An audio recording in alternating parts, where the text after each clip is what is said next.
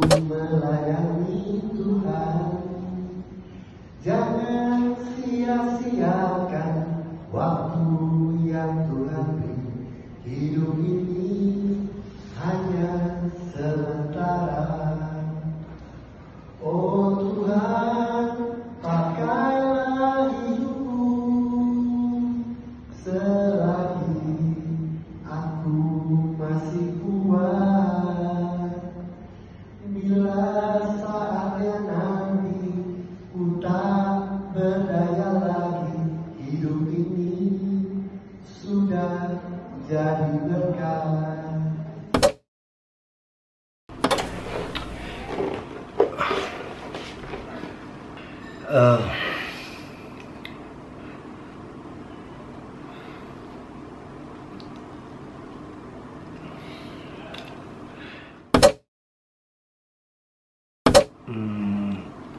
Halo teman-teman semuanya, di video kali ini gue cuman mau ngungkapin apa yang gue rasain di weekend ini. Karena yang gue baru kehilangan seorang ayah yang hebat, seorang papi yang luar biasa, seorang papi yang banyak mengajarkan banyak hal yang baik buat gue, buat kakak gue, buat saudara-saudara semuanya. Mungkin gue mau cerita sedikit bahwa 2 minggu ini gue banyakan di Bandung. Gue kembali lagi ke rumah untuk nemenin papi, karena papi ada di rumah sakit di Bandung, di rumah sakit Boromius. Awalnya HB-nya turun dan akhirnya dicari penyebabnya, ditransfusi darah, kita yang temenin terus sampai akhirnya papi mengalami masalah di ginjalnya. Dan jujur, papi ini hanya menggunakan satu ginjal selama 30 tahun terakhir. Artinya tahun 1990 ginjal papi diambil karena kanker yang satu, dan papi sampai sekarang 30 tahun hanya menggunakan satu ginjal dan tidak pernah dicuci darah. Buat gue itu adalah anugerah dari Tuhan, kebaikan Tuhan, sampai papi bisa ada di umur sekarang di 76 tahun ini di bulan Oktober.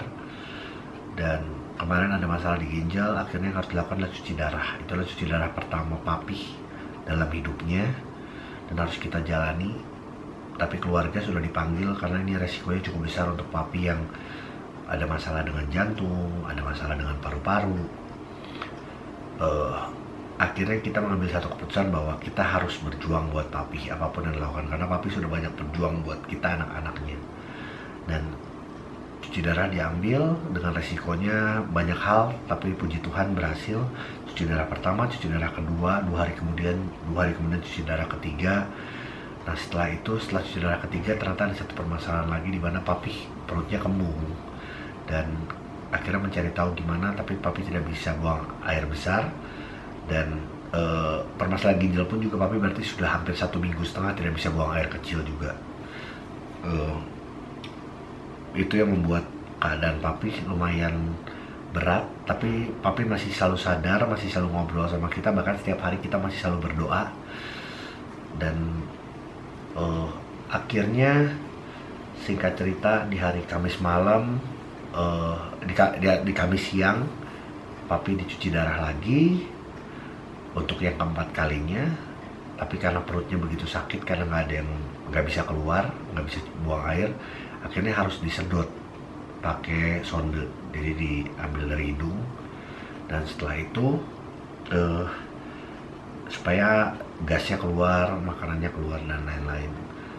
Dan pada saat harus menjalani cuci darah selama 6 jam, di 30 menit terakhir ternyata papi kejang. Dan itu mengagetkan karena gue ada di situ, ada kakak ipar gue juga dan mami. Waktu itu kakak gue Aldo dan Gary lagi di luar dulu.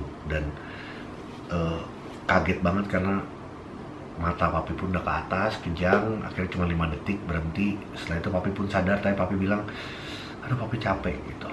Dan nggak lama kemudian, 15 menit kemudian papi kejang untuk kedua kalinya. Dan akhirnya itu cukup lama, 10 detik, itu yang membuat kita udah udah manggil papi gitu, dan akhirnya papi kembali sadar, tapi cuci darahnya diberhentikan, tapi tensinya rendah. Jadi yang membuat ada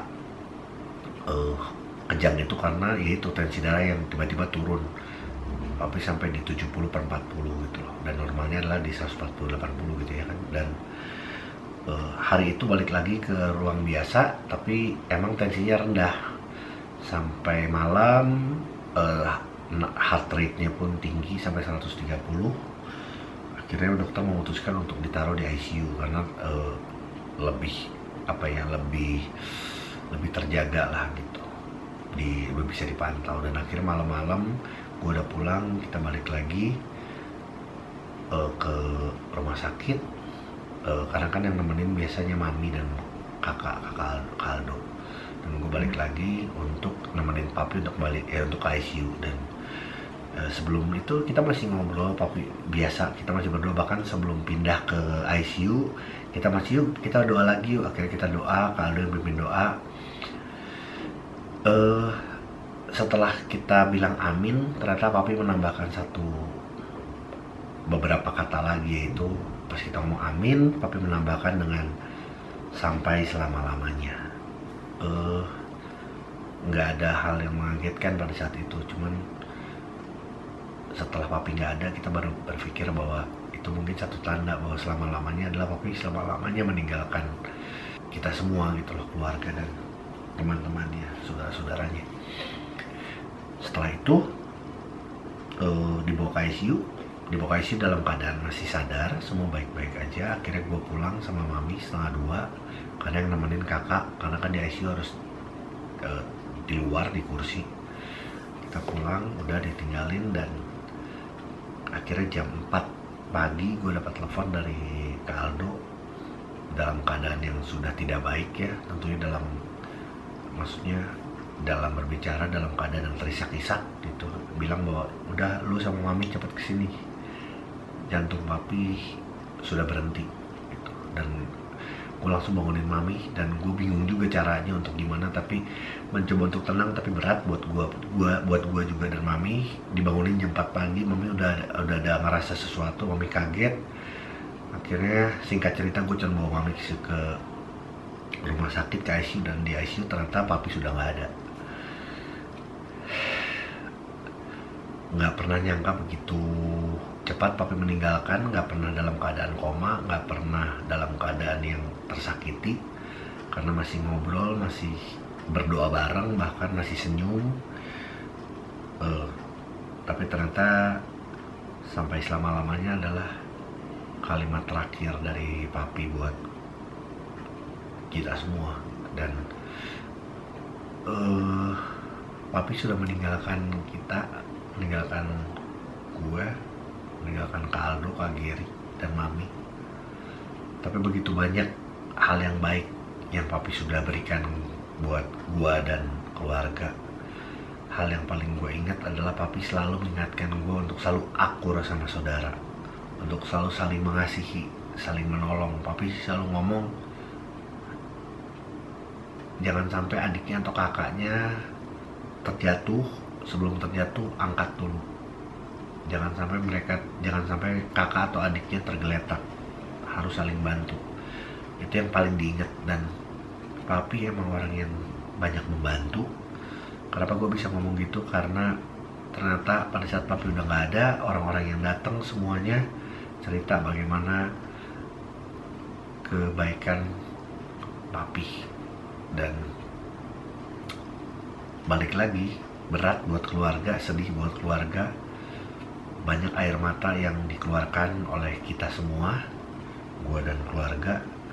Tapi tetap bersyukur, ternyata Tuhan memanggil papi di saat yang paling tepat, supaya papi gak sakit lagi, supaya papi gak harus nahan sakit atau pada saat cuci darah ataupun harus kejang-kejang lagi. Jadi tetap gua bersyukur papi dipanggil di waktu yang paling tepat oleh Tuhan, dan papi sudah bersama Tuhan Yesus di surga. Kenapa gue bisa bilang ini? Karena gue mau ngomong bahwa beberapa hari terakhir, 2 hari terakhir, papi cuma bilang bahwa papi udah capek, Tuhan udah siapin tempat buat papi gitu. Yang artinya papi yakin bahwa papi akan ada bersama dengan Tuhan Yesus di surga. Itu yang membuat gua dan kakak-kakak dan mami bangga sama papi dan percaya bahwa papi sudah bersama Tuhan Yesus dan bahagia, udah gak sakit lagi, udah gak pakai kursi roda lagi, udah bisa senyum ngelihat kita di sini. Jadi itu ceritanya. Sekarang saatnya untuk kita dan keluarga, gua dan kakak-kakak untuk support mami, memberikan semangat buat mami yang udah selalu setia, udah selalu mensupport, sudah selalu dukung papi dari berbagai macam hal. Dan gue percaya bahwa mami akan kuat, mami akan melewati ini bersama dengan kekuatan dari Tuhan Yesus dan pastinya keluarga. Dan gue cuma ngucapin terima kasih buat teman-teman, buat saudara-saudara semua yang memberikan doa, memberikan support, ucapan, bunga, karangan bunga yang begitu banyak buat papi, buat keluarga. Sekali lagi terima kasih banyak.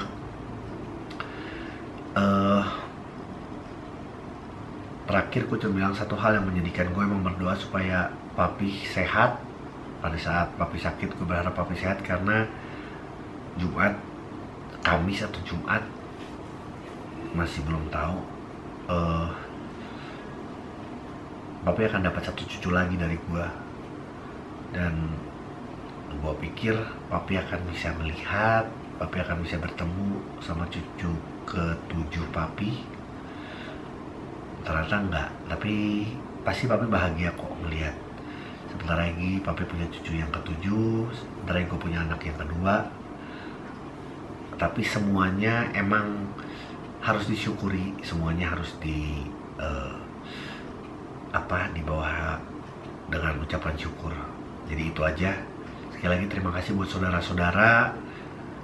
Gua senang banget dapat support dari semua teman-teman semua, dari Bandung, dari Jakarta, banyak yang datang juga, teman-teman sekolah, teman-teman papi, teman-teman mami, teman-teman kakak semuanya.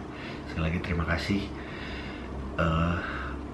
Apa yang dinasihatin sama papi, banyak hal, masalah kasih sayang, masalah mengasihi, masalah saling tolong menolong akan selalu diingat dan kita akan lakukan sebagai anak dari papi, adik kakak. Untuk Kak Aldo, Kak Geri, thank you. Ogi sayang sama kalian. Mami kuat, kita ada bareng terus sama mami. I love you, Mi. Papi rest in love. Papi udah bahagia sama Tuhan Yesus. Papi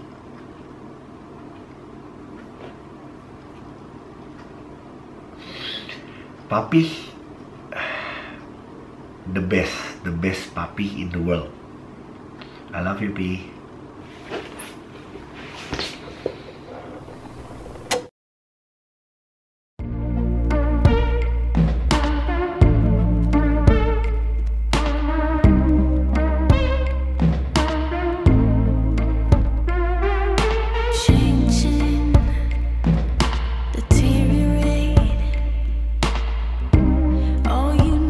It's not